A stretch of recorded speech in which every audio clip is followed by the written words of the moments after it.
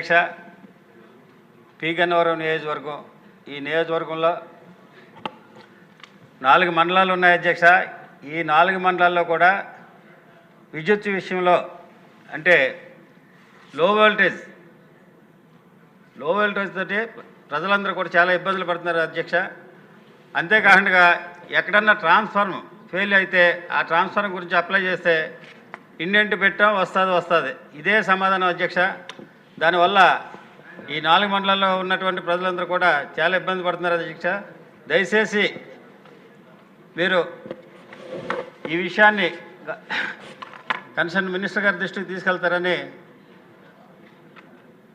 అభ్యర్థిస్తున్నా అధ్యక్ష. ఇంకొకటి ఏంటంటే ఈ పి గన్నవరం నియోజకవర్గంలో